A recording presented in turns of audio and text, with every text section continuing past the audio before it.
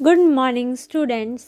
बच्चों, in previous class मैंने आपको सर्वनाम के शब्दों और उनके एक वचन और बहुवचन रूप के बारे में बताया था। अब मैं आपको इस चैप्टर को फिर से एक्सप्लेन करूँगी। तो आइए स्टूडेंट्स, ये चैप्टर फिर से रीड करते हैं। सबसे पहले मैं आपको सर्वनाम की डेफिनेशन बताती हूँ। जो शब्द संज्ञा की जगह बोले जाते हैं उन्हें सर्वनाम शब्द कहते हैं, यानी ऐसे शब्द जो संज्ञा शब्दों के स्थान पर प्रयुक्त किए जाते हैं उन्हें सर्वनाम शब्द कहते हैं। सर्वनाम का अर्थ होता है सबका नाम। बार बार एक ही नाम बोलने से वाक्य अटपटा लगने लगता है। सर्वनाम का प्रयोग इसलिए किया जाता है कि किसी नाम को बार बार ना बोलना पड़े। यहाँ पर आपको कुछ एग्जाम्पल दिए गए हैं, जैसे अपने नाम की जगह लोग मैं कहते हैं। फर्स्ट पिक्चर एक लड़के की दी गई है और इसके साथ में आपको एक वाक्य दिया गया है। वाक्य में संज्ञा शब्द के स्थान पर सर्वनाम शब्द का यूज़ किया गया है, जैसे मैं खेलने जा रहा हूँ। यहाँ पर मैं शब्द सर्वनाम शब्द है। दूसरा चित्र में दो बच्चे दिखाए गए हैं। जब कई लोग एक साथ होते हैं तो वे हम कहते हैं। हम शब्द सर्वनाम शब्द होता है। जैसे यह वाक्य है, हम स्कूल जा रहे हैं। यहाँ हम सर्वनाम का उपयोग किया गया है। तीसरे पिक्चर में भी दो लोगों का चित्र दिया गया है। दूसरे लोगों को तुम कहते हैं। इस वाक्य में यह वाक्य में तुम सर्वनाम का उपयोग किया गया है। बोला गया है तुम कहाँ जा रहे हो, यानी तुम सर्वनाम का उपयोग किया गया है। नेक्स्ट पिक्चर में दो व्यक्ति की पिक्चर दी गई है। बड़े लोगों को आप सर्वनाम का उपयोग किया जाता है। बड़े लोगों को आदर देने के लिए आप सर्वनाम का उपयोग कहा गया है। जैसे वाक्य है, आप कल क्यों नहीं आए। यहाँ आप सर्वनाम का उपयोग किया गया है। जो दूर होता है उसके लिए वह, और जो पास होता है उसके लिए यह सर्वनाम का उपयोग होता है।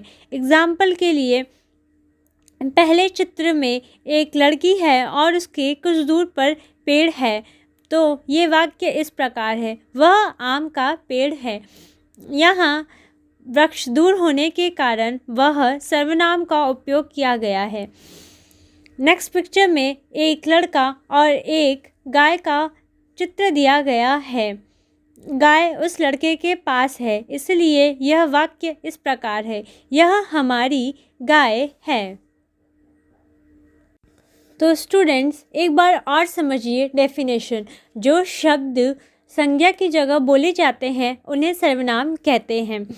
सर्वनाम का अर्थ है सबका नाम। बार बार एक ही नाम बोलने से वाक्य अटपटा लगने लगता है। सर्वनाम का प्रयोग इसलिए किया जाता है कि किसी नाम को बार बार ना बोलना पड़े। यहाँ पर बिना सर्वनाम के भाषा और सर्वनाम का प्रयोग करने के बाद भाषा का एग्जाम्पल दिया गया है। जैसे मैं पढ़ती हूँ, मानसी बहुत खुश है क्योंकि आज मानसी का जन्मदिन है। मानसी की मम्मी मानसी के लिए सुंदर फ्रॉक लेकर आई। मानसी ने मानसी के सारे दोस्तों को बुलाया। यहाँ पर बार बार संज्ञा शब्द का प्रयोग होने से वाक्य अटपटा सा लगता है। अब हम सर्वनाम का प्रयोग करने के बाद इसकी भाषा देखेंगे। मानसी बहुत खुश है क्योंकि आज उसका जन्मदिन है।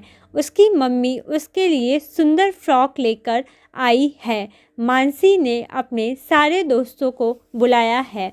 तो आपने देखा, यहाँ पर मानसी संज्ञा के स्थान पर उसका, उसकी, उसके, अपने जैसे सर्वनाम शब्दों का प्रयोग करके वाक्य को अटपटा होने से बचाया है। सर्वनाम के वचन।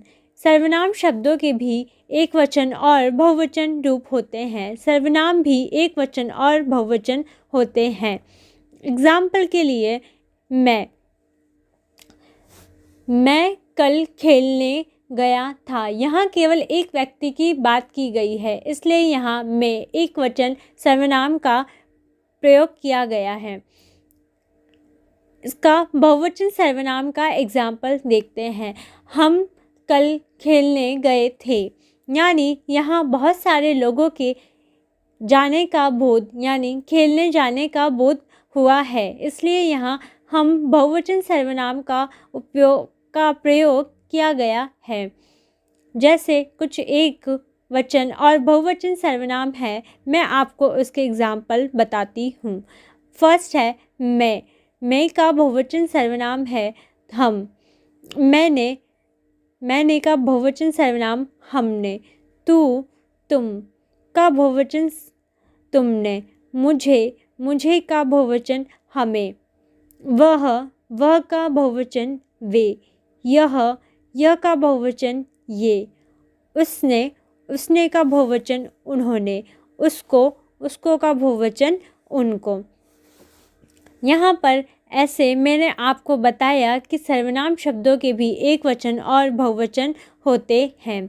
आपको एक और एग्जाम्पल देकर बताती हूँ।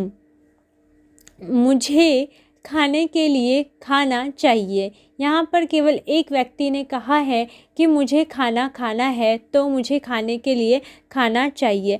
हमें खाने के लिए खाना चाहिए।